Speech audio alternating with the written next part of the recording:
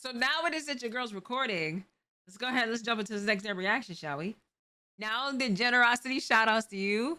Childhood video games. Right up my alley.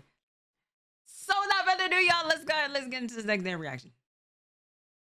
I love distractions. They help me forget the pain of reality. So video games to me is like a blessing from the heavens itself. They take us to a new world with new opportunities where you could be whoever, with some of them being where you can straight up do whatever you want. It's peak fantasy.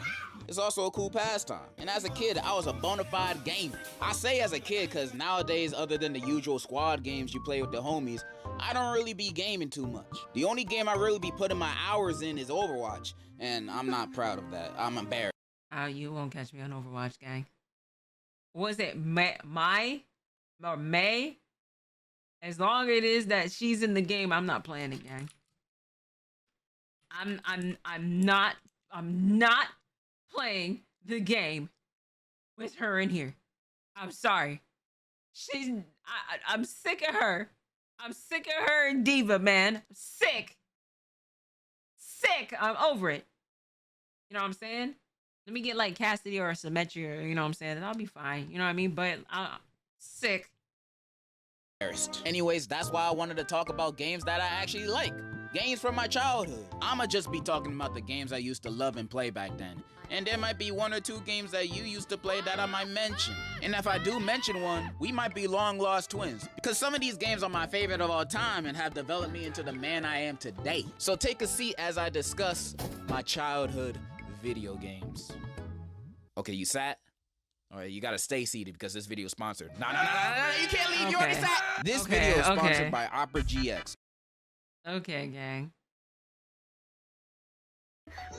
I've been Team Xbox for sponsoring this video. I've been Team Xbox all my life. Been with them since they sold my mom a new Xbox that... Hey, listen, gang. The fuck was that? Hey, listen, gang. I've been an Xbox and a PlayStation girly. The only PlayStation is I don't have is a PS5. Jimmy! What's up, Jimmy? How are you? The only PlayStation is I don't have is a PS5, but I've owned every single one. And on top of the two, I have both consoles. You know what I'm saying? Like, you know what I'm saying? Cross console girly over here type shit. It didn't even work. Back then, I would play most of my games offline because it took us a minute to even get Xbox Live. By the time we got it, the Xbox One was already coming out. Because of that, I ain't really played games like Halo or Call of Duty. I know they got story modes. Could be me. Could be me, gang. I'm like junior high, like coming home from school to go ahead and play Call of Duty or Halo. Or Dead or Alive 3, you know, for the real people, you know what I'm saying? The real people, the real fighting, you know what I'm saying? The real fighting game people here, or Dead or Alive 3, Dead or Alive 4 Ultimate, or, you know what I'm saying, Mortal Kombat Deception, Armageddon, or Shaolin Monks, you know what I'm saying? But to Still me, never those see me in weren't the Halo. main selling points. I wanted to shoot people and talk shit on voice chat. So I played games where the fun wasn't in having a Wi-Fi connection, but connecting with the story and characters. And what better way to do that than with a property you already know front to back? That's why the Naruto games were my shit. I'm pretty sure I copped every single 360 Naruto game besides Storm 2. These games were so lit. I must have played the story mode of Rise of Ninja about 11 times by now. Mainly because it was so short. It only covered up to the Gaara attacking the village. And the game is only told in Naruto's perspective, so they skip a bunch of fights and storylines. Sasuke getting the curse mark, skipped. Rock Lee versus Gaara, glossed over. Ino versus Sakura, nobody give a fuck about that, but they skipped that too. Jutsus were also annoying AF to do. You had to hold both triggers and do some quick gymnastics with the sticks, holding it down. Thing almost gave me carpal tunnel. Half the missions are following rings, delivering scrolls, and going against these bum filler bandits. But back then, I would eat this up like a chicken Caesar salad without the salad. I love. Is this the same? Is this the same but dude? Back then, Hold on. I would eat this. Is this the same man? This is like, you know, you ain't never gonna get swole. Is this the same guy? Is this the same guy here? Now I gotta get me 2 packs of ramen when it is I go ahead and make my shit, bro. It's up like a chicken Caesar salad without the salad. I love the kind of open worldness of the game, running around the Leaf Village and construction sites. The oats were cool and stylish, and the ramen delivery missions, now those would make me come back to the game for seconds. These parts of the game went hard, and it ain't that hard to impress kid me. All this game needed was the Nine Tails transformation and sexy jutsu for my attention. And it has both! I was raving! In terms of nostalgia, the game went hard, but I definitely say the Storm series was a huge improvement, and I say that not as a diss, it's hard to beat Peak. The Ninja Storm series is literally the best thing anime games can offer. Although I've heard a lot of hype for the Dragon Ball ones, and Roblox got some cool games too. But I doubt any of them are better than Ultimate Ninja Generations or Storm 3. I doubt! I also used to play a few Xbox Kinect games. Now, when I got the Kinect, I genuinely thought this was future technology. Like you can control a game with no controller and just using your hands and feet at the camera? Ugh. This is some Back to the Future type. I thought we gonna have this technology by the Xbox 720, but here it was, right here. So then we got a few games. Kinect Joyride and Kinect Adventures. Joyride was so fun, connecting both my hands to the game steering. It felt like I was actually driving a real life car. Granted, I only had the demo, so I did one race and it kicked me out. But I played a race on repeat. Kinect Adventures, now this was my favorite Kinect game. It was a bunch of outdoor activities I think you'd see a Boy Scout do, like water rafting, wipeout, target practice, stuff you would expect. Played this all the time with my brothers. My favorite one of these mini games was the aquarium one, where you had to block the cracks of glass so you don't drown. And me in real life, controlling this game, you'd think I'm a mime. Rafting was fun too, till I got to the parts where I have to jump, because the Kinect would never pick up on me jumping. Every time I tried jumping, it just wouldn't register in the game. Now, I wasn't jumping too high, cause there's 5 other niggas that live with me, aka my family. And my room was upstairs. I couldn't be jumping around too much or too loud. My mom might have come in and beat my ass for it. So I was doing a bunch of little jumps, you know? But even when no one was home and I was jumping as high as little old me could, the Kinect still wouldn't pick it up. This was a problem for all my Kinect games, which is why I fell off of it quickly. I had Sonic Freeriders Kinect version, and I never finished a single race on that game because it straight up wouldn't connect my body to the Xbox. It wouldn't work, bro. I would try this multiple times and it never worked. And the game was bro, I had an issue with bro. That just gave me PTSD of playing Among Us, that damn card reader, bro. Kinect exclusive. You can't play this with a controller. You have to use the Kinect, and since that ain't work, the game was useless. It was with this. There go Ari in the game. Never worked. And the game. We were doing so well. We were doing so well, chat. We were doing so well until it is of this, bro. Ari, you got a game now? You right, bro. And since that ain't work, the game was useless. It was with this. I realized I ain't want any more Kinect games. I don't want to play My mom with you would say no more. no to me asking for games all the time. I'm not gonna waste a few times she say yes on getting Kung Fu Panda 2 on Kinect. I needed a real game. Luckily, one day, the heavens blessed me with not one, but a 4-in-1 disc game. The Sega Dreamcast collection. Crazy Taxi, Space Channel 5 Part 2, Sonic Adventure, and Bass Pro Shop. Crazy Taxi. Wow, they're showing age. This is showing age. I definitely have played Crazy Taxi before. Loved it. I absolutely loved it. Crazy Taxi was crazy. Picking up people that expect me to drive them across the entire city in 30 seconds. And if I'm 2 seconds late, they get out the car while I'm speeding doing 100 on the sidewalks. Right. Like they need to get to this stop so bad they willing to break all their bones in their body. We was just going to the gas station. Why you in a rush? But that's what made it fun. Going crazy in a car, hitting pedestrians with no consequences. Sounds like a drunk driver's dream. And little me was inspired by this. This was essentially my GTA before I knew what it was. Great game. If you don't play BD Joe in the game, I don't trust you. Sonic Adventure. I ain't gonna lie, I barely played it. I thought the game looked ugly. What?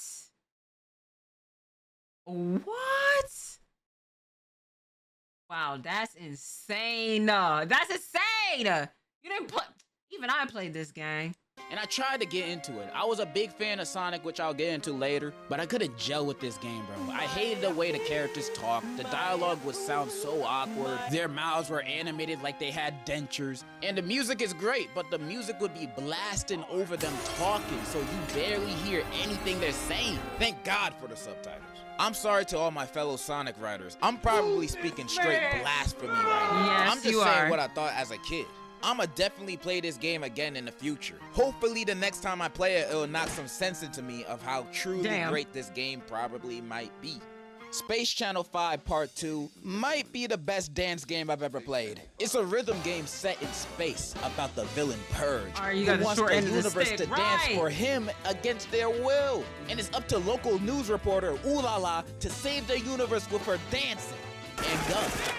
Space gun. And this game is so fun. The game having fun, wild levels going against alien plant monsters, battle of the bands, and did I mention Space Michael Jackson is a supporting character, and there's a mission where you have to save him from Purge, and is actually voiced by Michael Jackson himself?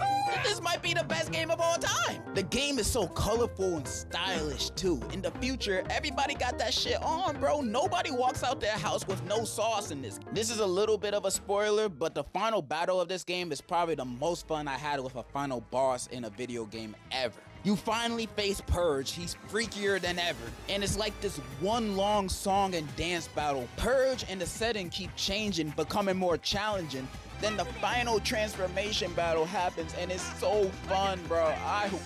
Words can't describe how fun this ending is. This is so good, bro. Really, the only complaint I have is that I wish it was longer, because you can legit beat this game in under 2 hours. But during that time, this game will have you dancing more than Nickelodeon Dance 2K edition. Space Channel 5 Part 2. It's up there with my favorites. And the Bass Fish and Bass Pro Shop game? I never played this one. This fishing. Nintendo? Okay. Before there was anything, before my Xbox, before my Leap Pad, I've been with Nintendo. I had almost every one of their consoles since my birth, from the Game Boy Advance SP to the Switch. Man, grown-up privilege is awesome. You should try it. I was drifting to first place, winning every Mario Kart DS Grand Prix.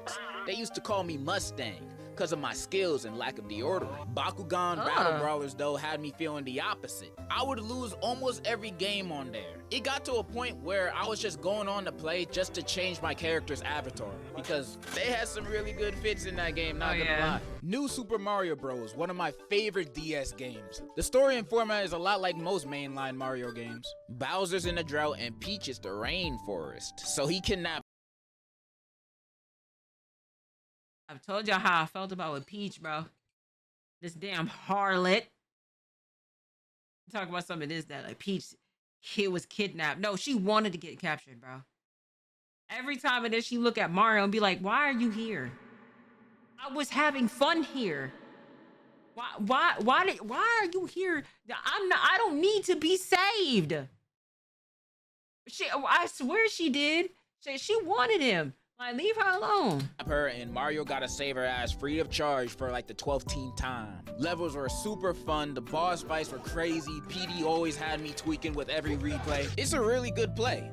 But I'ma be real, my memories aren't with the story mode too much. The real fun was playing the mini games and multiplayer. The mini games had me on a chokehold, bro. And when playing a multiplayer against my bros, I'd play harder than Prime Tyson. Danger Bob Danger, where I was avoiding a billion fast fireballs so I wouldn't blow, had me scratching my screen with my fingernails, making my bottom screen look like a cat fight happened on top of it. Puzzle Panel had me sweating because I had no idea how to play this back then. I didn't get what panel I was gonna press. Like, how was I supposed to know which one to press? This is too much thinking for a 5-year-old. Wanted, my favorite minigame. This shit would have me locked in looking for Wario, Luigi, whoever big nose ass I was supposed to be looking for.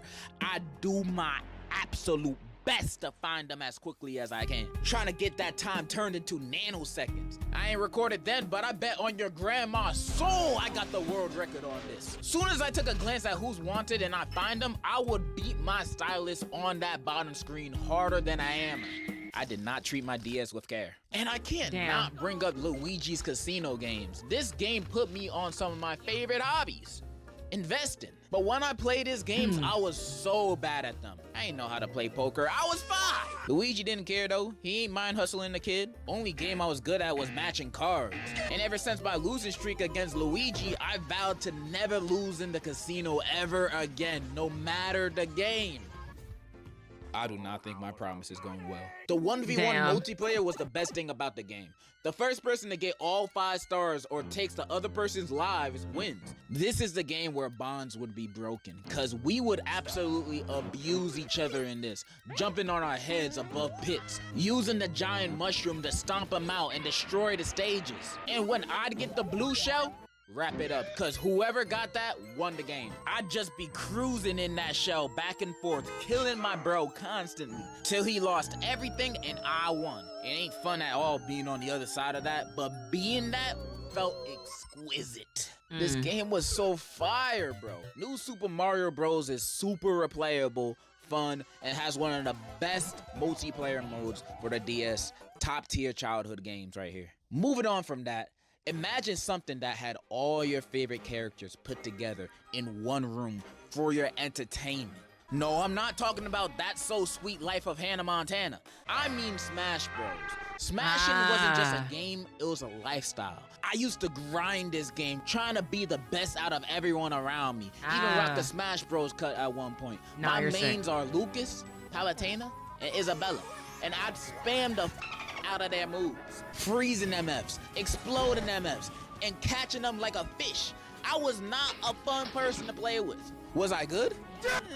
Let's not go too deep into that. We're talking about the good times here. I've been a part of this franchise since Brawl. Well, actually, I was playing Super Smash Flash before that, maining Naruto and Blade, because I never owned a Wii. I waited for the Wii U to come out for me to actually play Brawl. And if Smash Flash was the game to pique my interest, then Brawl made me a lifetime fan of this franchise, because the story mode is a masterpiece. Everyone teaming up against Nintendo's most evil villains, Ganondorf, Bowser, Wario, Rob, to stop them from blowing niggas up to smithereens. Like, the intro scene is the ancient minister blowing up a whole stadium full of people. The villains had no chill. They did not hold back. This is the scariest Wario had ever been. For the first time ever, he seemed like a real threat. When he's not in his pants, he knows how to put the fear in people, which made the mode even more exciting. The stakes were high. The story had me on an emotional roller coaster too. Crying on my hands and knees when Ness sacrificed himself to save Lucas,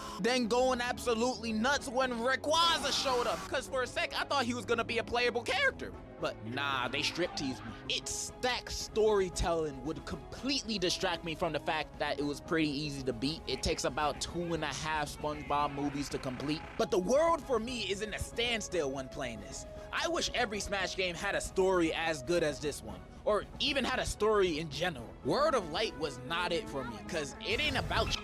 Outside the boss fights and a few cutscenes, you mostly just fighting NPC spirits collecting trophies for so long. It's boring, bro. And the Wii U version didn't have a story either. Nintendo really only balled out for Brawl for story mode. The series is like the RoboCop franchise. Only one of them has a good story and the rest are...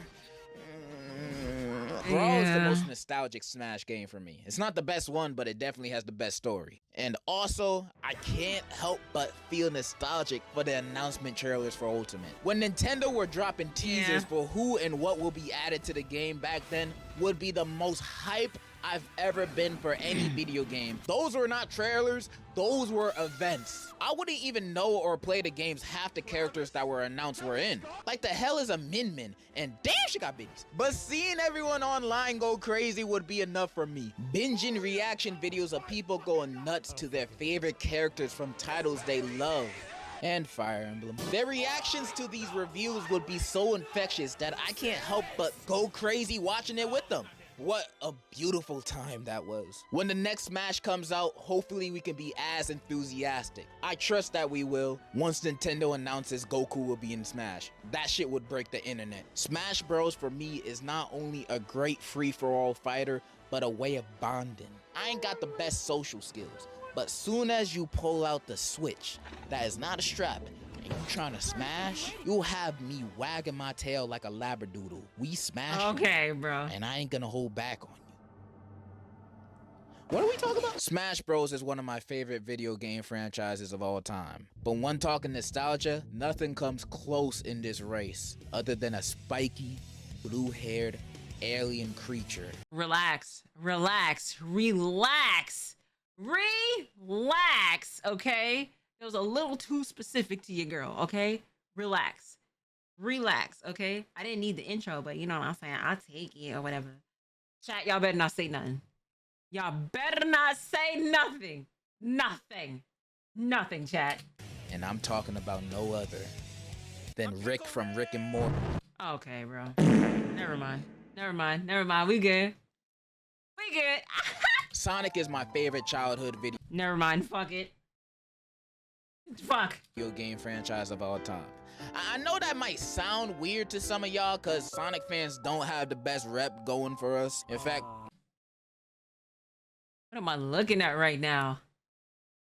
What am I looking at right now? the franchise itself don't got a good rep, with games being a Russian roulette to being great or garbage. I know there's a lot to be turned off by, but if you ignore the bad things, there's only good things. Plus, the first Sonic game I remember liking and playing was Sonic the Hedgehog. Nah, not that one, the good one. Yeah, that's what I'm talking. Oh, wow. You didn't like the original. Don't piss me off. Sonic fans be depressed as fuck. About. This was one of the first 360 games I've ever played. Most of us know how infamous this game is. It's known as one of the worst Sonic games. The controls were bad. The camera was all over the place. Long ass loading screens that pop up all the time. Glitches everywhere. And just a terrible gaming experience. A terrible gaming experience if you're above the age of 7. And since I wasn't, when I played it, I loved it. I would play this all the time. I thought everything about this was so cool. The story being Dr. Eggman kidnaps Princess Elise to get her Chaos Emerald and to find out the secrets of the Flames of Disaster, also known as Iblis, so he could do his plan of world domination. And Sonic gotta stop him. But also, Silver comes from 200 years in the future, where the world is over. It looked like hell, and is completely taken over by Iblis. And Silver is told by a guy named Mephiles that the only way to stop this from happening is to kill Sonic. But that isn't true because Mephiles is actually the other half of Iblis, and he's the bad guy. You can also play Shadow too. Mephiles, I thought, was such a cool villain. His character design went hard. His voice was deep and menacing. In my eyes then, that's all you needed to be evil. I thought the story and characters were engaging and interesting. Though even as a kid, seeing Elise kissing Sonic was a little weird. Especially when seeing Amy. Like, his girls are right there, bro. Some of the levels were fun too. City Escape my favorite. You sometimes get to ride an eagle and drive a car. Are y'all sold on this game yet? But I can't talk about this game without mentioning the glitches, cause they're legit everywhere. Walking upside down on loops, getting sent to space, whatever this is. These glitches would happen so frequently that I could get how people would hate this game and find it unplayable, cause it was. However, maybe it was all the red 40 and pencils I ate then, but let's say edible chalk.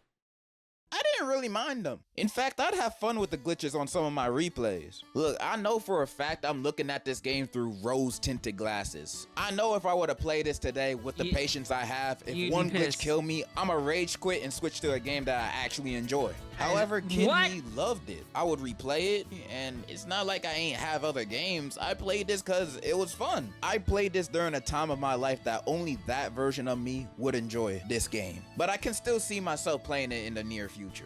Project 06 version though, I'm not dealing with those loading screens. Okay. I loved Sonic 06. It turned me into a fan. So imagine how I felt when I played my first good Sonic game. Sonic Unleashed is my favorite Sonic game. Sonic turns into a werewolf. That's the story. Take my money. The game also starts off with the best looking Sonic cutscene I've ever seen. This shit rivals Pixar. The levels were so zesty. In the daytime, you play as regular Sonic, blasting through stages almost effortlessly in a way I hadn't seen Sonic do. The nighttime, you'd switch to werewolf Sonic. Although you were a lot slower, swinging and doing combos on those robots and dog things always felt satisfying. The boss fights are whoopee! They were a good mix of challenging while also being exciting. Besides this one, I hated it. When playing this, it was the best Sonic gaming experience I've had at that point. The cutscenes were great, the controls actually worked, and there are quick time events. Sensational. But easily my favorite part of Sonic Unleashed is this little nigga right here, Chip. Chip is a fairy bat hybrid, I think, who, when losing his memories after Sonic fell on top of him from falling from outer space, becomes his quirky comedic sidekick. For a lot of the game, he don't do much other than cracking jokes, handing out chocolate to people, and just being a vibe. That's all I needed out of him. We weren't just on a mission to get his memories back and defeat an Eggman. On this adventure, we have become friends, companions, and I never wanted it to end. Spoilers for Sonic Unleashed in 3, 2, 1.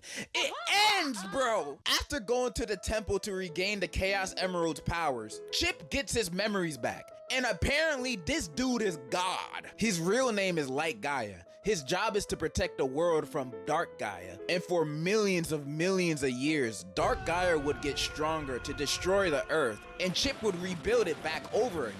And since Eggman awakened Dark Gaia, he's gotta stop it from destroying the planet. So yeah, he's God. And when we're at the end game boss fight, they are facing Dark Gaia in an epic battle, with them winning at the end, because obviously God and Supersonic on the same team is like Shaq and Kobe. Might as well bench yourself when seeing them coming. But what I didn't see coming is Chip saving Sonic's life and staying behind at the Earth's core. And we watch him sink into the lava, seeing him for the last time. Yeah. Yeah. My nigga Chip is dead.